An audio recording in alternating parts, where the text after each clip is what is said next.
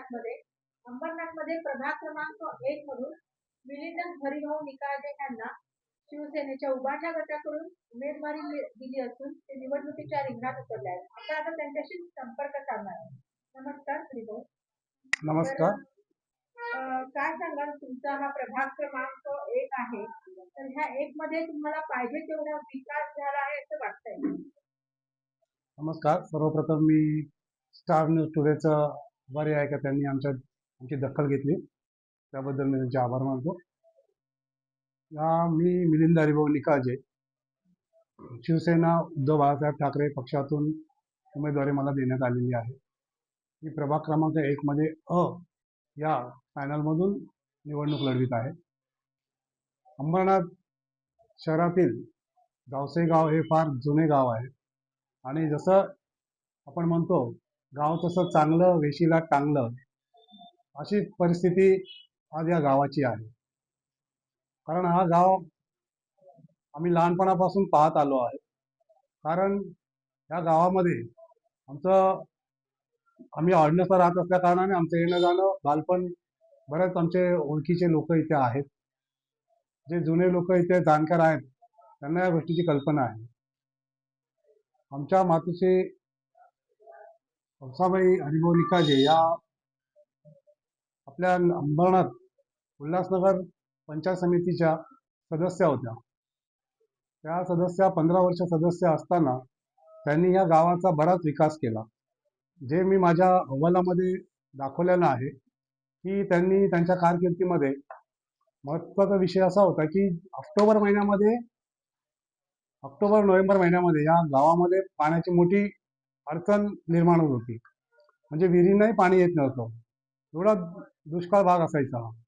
आणि त्यावेळेस त्या गोष्टीचा विचार करून आमच्या आईनी पंचायत समितीतून पाझरतळ्याची निर्मिती केली.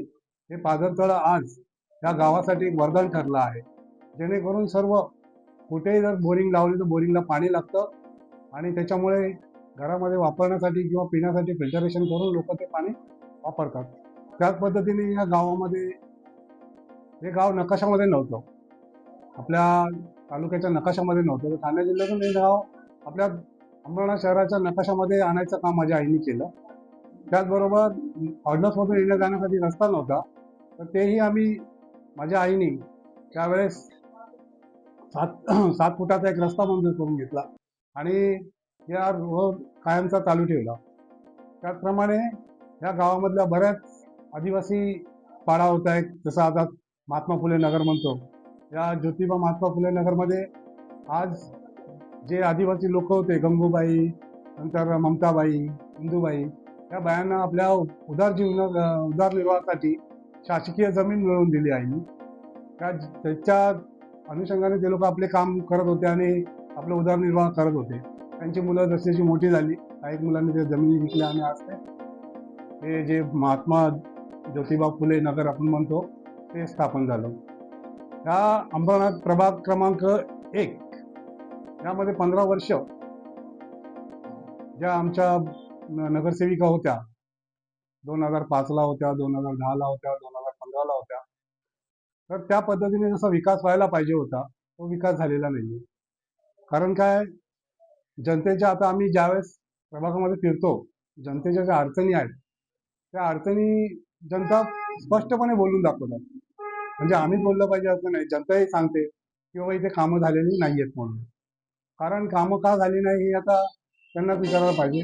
कारण कसं की या प्रभागाला चांगलं फंडिंग होतं आणि प्रभाग क्रमांक 1 असल्या कारणाने चांगलं त्यांना सहकार्य इतरही राजकीय मिळत होतं, परंतु विकास का झाला नाही ते त्याचा आता त्यांनाच हा प्रश्न विचारायला पाहिजे आपण.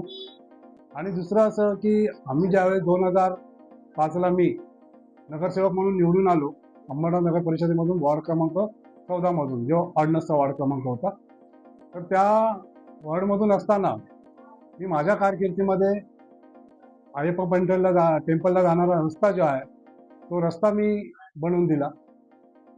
जनतेच्या सहकार्यानेच बनवून दिला. आम्ही फक्त एवढंच होतं की आम्ही तिथे जरा ऑर्डिनन्स फॅक्टरीचे जे जॉईंट जीएम होते त्यांच्याशी आम्ही संपर्क करून त्यांच्याशी बोलून आम्ही तो रस्ता करून घेतला.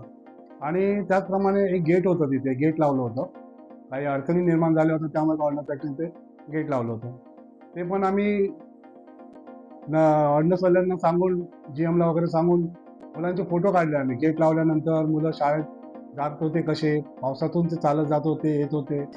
तर त्यांना आम्ही फोटो काढून दाखवले, त्यांना व्हिडिओज काढून दाखवले. एक 1.5 किलोमीटर मुलांना जावं लागत होतं. आणि आम्ही ते मग दाखवून त्यांनी मग एक गुडविलमध्ये आणि एक चांगलं संपर्क आपला चांगला असल्या कारणाने त्यांनी आमच्यावर थोडी एक मेहरबानी केली आणि त्यांचे खरोखर आम्ही ऋणी आहोत की त्यांनी या डिफेन्स कॉलनीला अय्यप्पा मंदिरला जाणाऱ्या लोकांसाठी तो गेट खुला करून दिला. त्याचप्रमाणे हे जे डॅम बांधले, डॅमचं पाणी जे ओव्हरफ्लो होत होता आणि त्यामुळे ओव्हरफ्लो झाल्यानंतर त्यावेळेस तिथे खाली काही वस्ती नव्हती, शेत जमीन होती. परंतु ऑर्डनन्स फॅक्टरीमध्ये असलेल्या लोकांनी हळूहळू जमिनी घेतल्या आणि ते आपली घरं बांधून घेतली. तर त्यानंतर तिथे पाण्याचा निचरा होत नव्हता आणि तो निचरा होण्यासाठी मग आम्ही ते ऑर्डनन्स फॅक्टरीच्या GMशी संपर्क करून आम्ही तो एक चांगला एक नाला छोटासा एक करून घेतला, 3.5 फुटाचा एक चांगला नाला करून घेतला, जेणेकरून पाण्याचा फ्लो जो होता तो सरळपणे निघून जात होता, म्हणजे लोकांच्या घरामध्ये पाणी जात नव्हतं. परंतु आज परिस्थिती अशी आहे की लोकांच्या अडचणी अशा आहेत की या प्रभागामध्ये कुठे ड्रेनेज लाईन व्यवस्थित नाहीये, नंतर परत सांडपाण्याचा निचरा होत नाही. त्याप्रमाणे जे काही आपलं कचरा आहे ते कचराही उचलला जात नाही नीट. सुका कचरा, ओला कचरा अशा पद्धतीची जी अहमदनगर नगर परिषदेची स्कीम आहे त्याच्यामध्येही कुठे आपल्याला इथं असं दिसून येत नाही की सुका कचरा वेगळा केला जातो, ओला कचरा वेगळा केला जातो. म्हणजे साफसफाई हा एक भाग आहे, तो पण इथे झालेला नाही, म्हणजे त्याच्याकडे दुर्लक्षित केलेलं असं वाटतं. आणि नागरिकांचं म्हणणं असं आहे की ह्या प्रभागामध्ये खरोखरच 15 वर्षामध्ये काही विकास झालेला नाही. आज माझे प्रचार कार्यालय आहे, या कार्यालयामध्ये मी बसत असतो, त्यात बरेच जे आमचे फार जुने ओळखीचे लोक आहेत ते लोक येत असतात, नवीन लोक आहेत ते येत असतात आणि ते लोक येऊन सांगत असतात की हा इथे असं ह्या अडचणी आहेत म्हणून. कारण कसं आहे, मी म्हटलं सुरुवातीला, गाव तसं चांगलं परंतु ते वेशीला चांगलं, ही म्हण आहे, ही या गावाला लागू होते. तर आमचा ध्यास आहे की ह्या गावामध्ये पाण्याचा प्रश्न जो आहे तो सर्वांच्या विचाराने आणि सर्वांच्या संगनमताने, मी नगरसेवक या पदासाठी उभा आहे, परंतु माझी संकल्पना अशी आहे की या गावामध्ये फक्त गावकऱ्यांचीच सत्ता राहिली पाहिजे आणि गावामध्ये जे निर्णय होतील, गावाच्या ज्या अडचणी आहेत त्या गावकऱ्यांनी एकत्र येऊन आणि या प्रभागातील लोकांनी एकत्र येऊन त्या आमच्याकडे सांगितल्या पाहिजेत. आणि आम्ही अशा पद्धतीने एक कमिटी करणार आहोत की जेणेकरून ते सगळे त्याच्यामध्ये इन्व्हॉल्व राहतील आणि आपल्या अडचणी एकत्र मांडून आम्ही नगरसेवकाच्या माध्यमातून त्या प्रशासनाकडे आपण सांगून त्या पूर्ण करू. तसंच दुसरा विषय असा आहे की इथे रस्त्याची फार अडचण आहे. आता तुम्ही आला असाल तर पाहिलं असेल की या ऑर्डनन्समध्ये ज्या येतो त्यात एक अरुंद रस्ता आहे आणि तिथे आजूबाजूला ग्रिल नाही, काही नाही. किंवा म्हणजे कसं आहे, मुलं जेव्हा शाळेत वगैरे जातात, खालून पाण्याचा फ्लो जास्त असतो पावसाळ्यात, तर पडायची वगैरे भीती असते. असे प्रकारही घडलेले आहेत. तर त्याच्यासाठी आम्ही ते ग्रिल वगैरे लावून असं काहीतरी व्यवस्थित एक करून देऊ. आणि हा भोपीवाडीतून जो रस्ता येतो पनवेलकर कॅम्पसच्या बाजूनी, जो फुलेनगर कडून असा आपल्या या महेंद्रनगरच्या साईडने असा येत असतो, तर ह्या रस्त्याचंही थोडं व्यवस्थित थोडं काम अर्धं राहिलेलं आहे, ते काम पूर्ण करून घ्यायचे एक आमचं मानस आहे. आणि लाईटी, मेन म्हणजे लाईट, रस्त्यावर खांबावर लाईट कुठे असतात कुठे नसतात. कारण हा गाव फार पहिले लहान होता, पण आज आमच्या डोळ्यासमोर आणि फार मोठा झाला. बिल्डिंगी म्हणजे आम्ही अपेक्षाही केली नव्हती की इथे कधी बिल्डिंगी होतील म्हणून. परंतु खरोखरच मॅडम, या प्रभागामध्ये ना चांगली डेव्हलपमेंट म्हणजे बिल्डर लोकांची झाली. बिल्डर लोकांनी आपल्या बिल्डिंगी बांधून घेतल्या जागेमध्ये, परंतु त्याचं पुढचं भविष्य काय, ड्रेनेज लाईन म्हणा किंवा पाण्याचा निचरा कसा होईल, काय होईल, या गोष्टीचं कोणतंही भान ठेवलं नाही. तर तेही आम्ही सुनियोजित असं करणार आहोत. त्याचप्रमाणे एक ह्या प्रभागामध्ये 24 तास एक ॲम्ब्युलन्स राहील, कारण ही फार मोठी अडचण आहे की इथून जर काही झालं तर इथून सेंट्रल हॉस्पिटलला जाऊन किंवा कोणत्या हॉस्पिटलला जाऊन, त्या हॉस्पिटल जायला आम्हाला कमीत कमी 20 मिनिटं लागतात. तर म्हणून ते ॲम्ब्युलन्स येणार कधी, जाणार कधी, म्हणून आमचा एक मानस आहे की ते 24 तास एक ॲम्ब्युलन्स आम्ही उपलब्ध करून देणार आहोत. त्याचप्रमाणे स्वयंरोजगारचा प्रश्न आहे. इथून लोकांना MIDC सारख्या ठिकाणी जावं लागतं. तर त्याच्यासाठी आमचा प्रयत्न स्वयं उद्योग काहीतरी ते चालू करून नागरिकांचं, मुलांचं, तरुणांचं, मुलांसाठी काहीतरी चांगलं करता येईल ही आमची एक संकल्पना आहे. तसंच पुढे भविष्यामध्ये SSCच्या मुलांसाठी किंवा HSC, UPSC, MPSCच्या मुलांना एक चांगले लायब्ररी आणि त्यांना एक मार्गदर्शन शिबिर वगैरे असं देऊन, कारण मी आता फिरतो तर पाहतो काही काही मुलं UPSCची परीक्षा देतात, MPSCच्या परीक्षा देतात.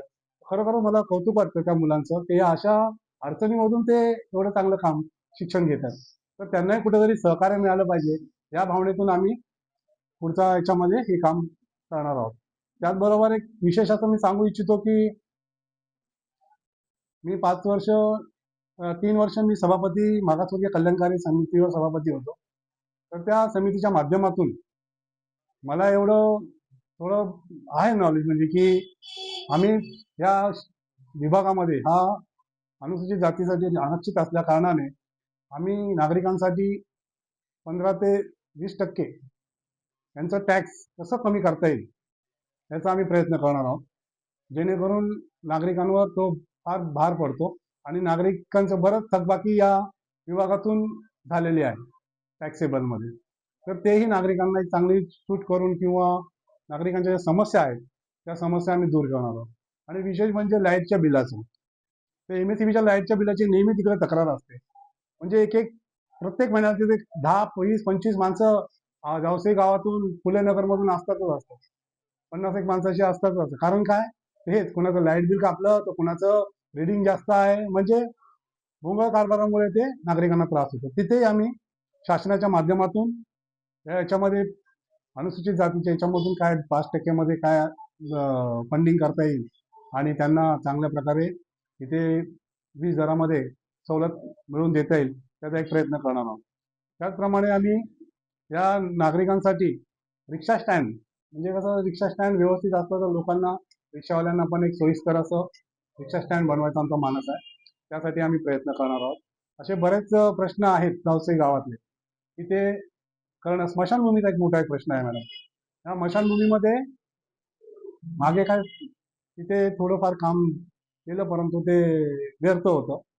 तर त्याच्यासाठी आम्ही प्रयत्न करा, कारण स्मशानभूमीसाठी आम्हाला इथून कमीत कमी 2, 2.5, 3 किलोमीटर जावं लागतं.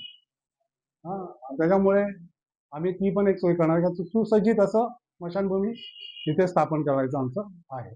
जागा आहे, सगळं काय आहे, तिथे पाण्याची सोयही करून देणार आहोत. तर ह्या सगळ्या गोष्टींना आम्ही प्राधान्य देऊन ह्या प्रभाग क्रमांक 1 आणि प्रभाग क्रमांक अ आणि ब चा चांगला विकास करण्याचा आमचा मानस आहे. जावसई गाव हे खूप चांगलं आहे.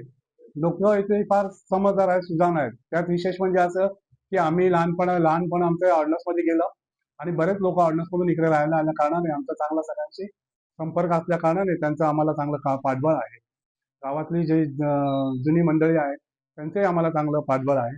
त्याचबरोबर आता इथे महेंद्रनगरमध्ये जे नवीन लोक राहायला आलेले आहेत, परप्रांतीय असले तरी पण ते आमच्याशी चांगले संपर्कात आहेत आणि त्यांच्याशी आमचं चांगलं, कारण ते व्यवसायाच्या निमित्ताने आमची त्यांची गाठभेट होत असते, त्यामुळे त्यांचंही आम्हाला चांगलं सहकार्य आहे. त्यामुळे आम्ही याच्यामध्ये धार्मिक कार्यामध्ये एक सांगू इच्छितो, की जे आपल्या प्रभागामध्ये धार्मिक कार्य होत असतात, ते धार्मिक कार्य आम्ही सगळ्यांना चांगल्या प्रकारे धार्मिक कार्यामध्ये सहकार्य करणार आहोत. जसे की इथे म्हणजे धार्मिक स्थळं आहेत, की मंदिरं आहेत, बुद्धविहार आहे, त्यानंतर तुमचं चर्च आहे, मस्जिद आहे ते महेंद्रनगर, ते आता कुठेतरी प्रशासनाच्या माध्यमातून किंवा 5% दुर्बल घटकाच्या याच्यामधून आम्ही त्यांचं चांगलं हे करून देऊ, डेव्हलपमेंट करून देऊ. आणि आरोग्यामध्ये आम्ही त्यांचा जे पण काय सेंटर एक आमचं उभं करण्याचं चालू आहे, की एक क्लिनिक चांगलं उभं कुठेतरी करून तिथे, कारण इथे आपल्याकडं विशेष मॅडम 15 ते 20 वर्ष नाही, 25 वर्ष झाले ह्या प्रभागामध्ये एक रिझर्वेशन प्लॉट, पण त्या रिझर्वेशन प्लॉटमध्ये मल्टीपर्पज सगळ्या गोष्टी आहेत.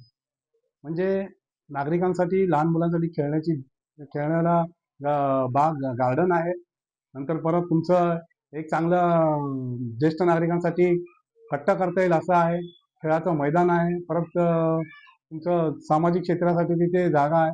म्हणजे हे सगळं रिझर्वेशन असताना सुद्धा इथे काही डेव्हलपमेंट झालेली नाही आणि याच्यासाठी फंडिंग आपल्या नगरपालिकेतूनही मिळतं आणि प्रशासनाकडूनही चांगलं त्याला फंडिंग मिळतं. परंतु कार्यक्षम असलं तरच ते होऊ शकतं. तर आम्ही 5 वर्षामध्ये असताना आमच्या कारकिर्दीमध्ये आम्हाला ऑर्डर्समध्ये काही फंडिंग नव्हतं. तरी पण आम्ही आमच्या कारकिर्दीमध्ये इतर जसं राम मंदिरचा रस्ता होता, अगदी जीर्णावस्थेत होता रस्ता. त्याला म्हणजे काय रस्ता म्हणतात येणार नाही, पायवाट होती ती. तर त्याला आम्ही फंडिंग करून तिथे मी त्यावेळेस 2007-08ला फंडिंग करून तिथे तो एक रस्ता, राम मंदिरचा एक रस्ता आम्ही निर्माण केला. हे असं कार्य आहे. असे बऱ्याच आणखी काही गोष्टी आहेत, परंतु मनामध्ये एकच ध्यास आहे की आमच्या आईनी सुरू केलेलं या गावाचं कार्य हे पुढं चांगल्या पद्धतीने जी काही कामं राहिलेली असतील समजा की होत नसतील तर ती करण्यासाठी मी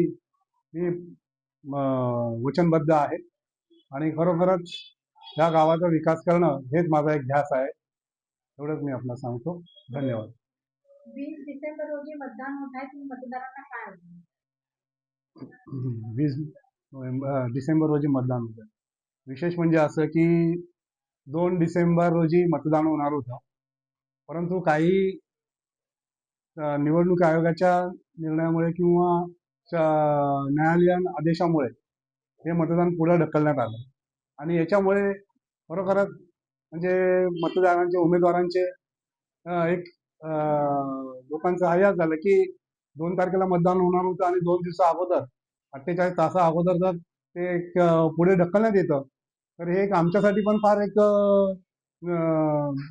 न पटणारी गोष्ट होती.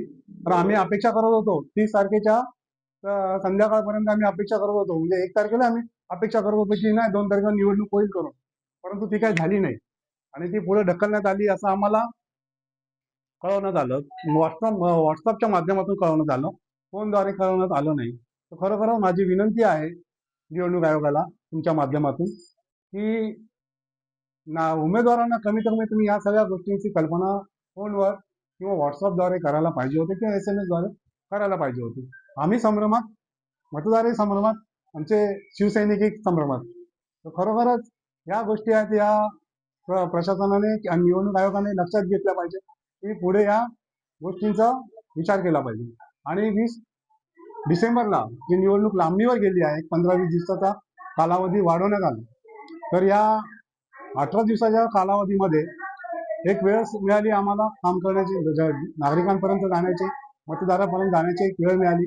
परंतु हे कुठेतरी लांबण्यामुळे मतदारांचा खर्च हा वाढलाय, कारण डेली खर्च हा चालूच असतो, ते खर्च वाढलाय. ऑफिस कार्यालयाचा खर्च वाढला, परत जे काय आम्ही साहित्य सामुग्री घेतो त्याचाही खर्च वाढला. त्यानंतर तारखांमध्ये फरक झाला. आज आमच्याकडे पॅम्पलेट आहेत, आम्ही 5-5, 6-6 हजार पॅम्पलेट छापले. त्याच्यातले काही वाटले गेले, काही आता आहेत, आम्ही तसेच वाटतो. परंतु मला हेच म्हणायचं की शासनाने, निवडणूक आयोगाने जर योग्य पद्धतीने जर कारवाई किंवा योग्य पद्धतीने चालवलं असतं तर ही वेळ आली नसती. कारण मला तरी वाटतं की अशा पद्धतीचं स्क्रुटिनी झालं पाहिजे की जे योग्य आहे ते झालं पाहिजे. तुम्हाला जिथे सही नाही, तुमच्या प्रतिनिधीची सही नाही, तर तिथे ते खरं तो फॉर्म रद्द केला पाहिजे किंवा त्याच वेळेस त्यांना निर्णय द्यायला हवा होता. परंतु तो न दिल्यामुळे काही अपीलमध्ये गेले, कोणी काय झालं, चुकीचं झालं, कुणाला फॉर्म कुणाचे मंजूर केले, कुणाचे अर्ज बाद केले, तर त्याच्यामुळे हा वाद निर्माण झाला. आणि जसं बदलापूरला झालं की 6 प्रभागाचं मतदान पुढे ढकलण्यात आलं, असं तिथे पण काही मतदार होते, तर त्यांचं काही प्रभाग होते, तर त्यांचं मतदान पुढे घेता आलं असतं. परंतु नगर अध्यक्षाचे अपील असल्या कारणाने ते रद्द करण्यात आलं. तरी मी पुन्हा एकदा आपल्या चॅनलचे मनपूर्वक आभार मानतो की आपण माझी छोटीशी एक मुलाखत घेतली, त्याबद्दल धन्यवाद.